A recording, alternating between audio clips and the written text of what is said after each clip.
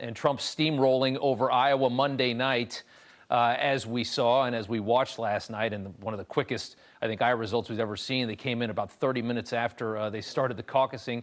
Well, that delivered some pretty cheap entertainment from some very cheap talking heads over on TV and other networks. MSNBC needed its entire primetime staff to handle the Iowa caucuses, and with 10 overpaid, underwhelming talking heads all vying to fearmonger the loudest and the hardest, the show did not disappoint. We're going to begin with Joy Reid, who suffers with a rare brain disorder that doesn't allow her to view the world under any context aside from race.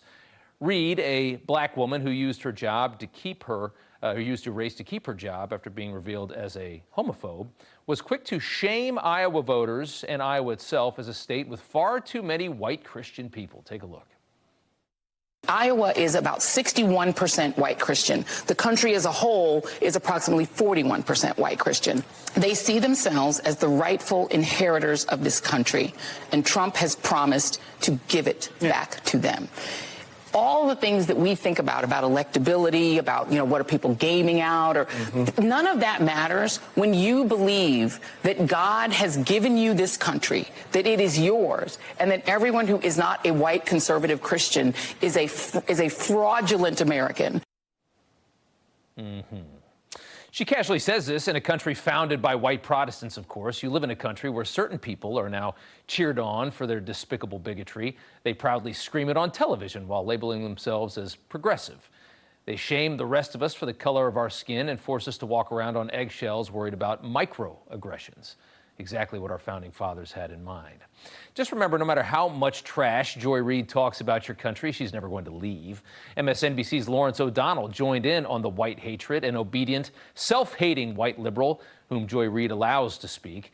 O'Donnell supported Joy, constructing a totally fraudulent narrative about conservatives and immigration based on themes the Democrat Party has been pushing for 3 years. As we've seen our southern border decimated and watched the media try to normalize millions of people from Central America, the Middle East, and Africa just walking into your country, remember, it's not open borders that's the problem. It's you. You're just racist. 81% of Republican primary voters and caucus participants, 81% of those people agree with Donald Trump that immigrants are poisoning the blood of this country. That means that 81% of the Republican primary electorate believe Nikki Haley has poisoned blood and is poisoning the blood of the United States. Can you imagine watching these people on any kind of a regular basis? They decimate the sovereignty of a country, use the media to normalize total insanity to the masses, and then they call you racist if you're angry about it. And then Lawrence O'Donnell alleges your justifiable anger means that you hate everybody who isn't white. It's the same as walking up to somebody and poking them in the eye 50 times and then calling them violent if they smack your hand away. This is the Democrats' chosen brand of politics today. Destroy everything and then question your virtue if you complain about it.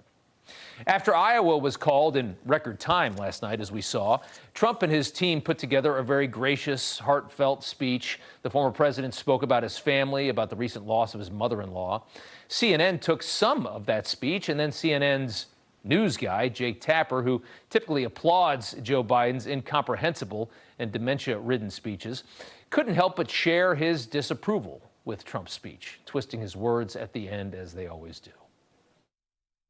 The biggest victory for a non-incumbent president in the modern era for this contest. A relatively subdued speech as these things go so far, although here he is right now under my voice. You hear him repeating his anti-immigrant rhetoric. Anti-immigrant rhetoric again. If you're not okay with 20 million people pouring into your country, you're anti-immigrant. Don't feel bad. Most Democrat mayors are as well. Back at MSNBC, where they love democracy so much it turned them fascist, Rachel Maddow explained why, after covering the Iowa caucuses for the past 48 hours straight, they could not allow their viewers to watch even 1 second of the winner's speech. It's not out of spite. It is not a decision that we relish. It is a decision that we regularly revisit. And honestly, earnestly, it is not an easy decision, but There is a cost to us as a news organization of knowingly broadcasting untrue things. That is a fundamental truth of our business and who we are. Mother of God, it's so good. It must be fattening. I could sit here and show you all the fake MSNBC stories that make her statement beyond hysterical. But of course, that would be redundant. We've done that many times. Even more fascinating is their ability to spew that kind of garbage and dupe themselves into believing in their own self-righteousness. They actually think they're helping our country by silencing the leading 2024 candidate. They believe that. How scary is that? And if you bother to waste your time watching MSNBC's oversized panels of angst inducers and the 12 people they have on the morning show every day, you realize more and more that these people are just talking to themselves. You realize nobody in this country has anything in common with Joy Reid or Rachel Maddow, not even their own viewers. It's just cheap TV consumed by the brain dead, the brainwashed, and the brainless.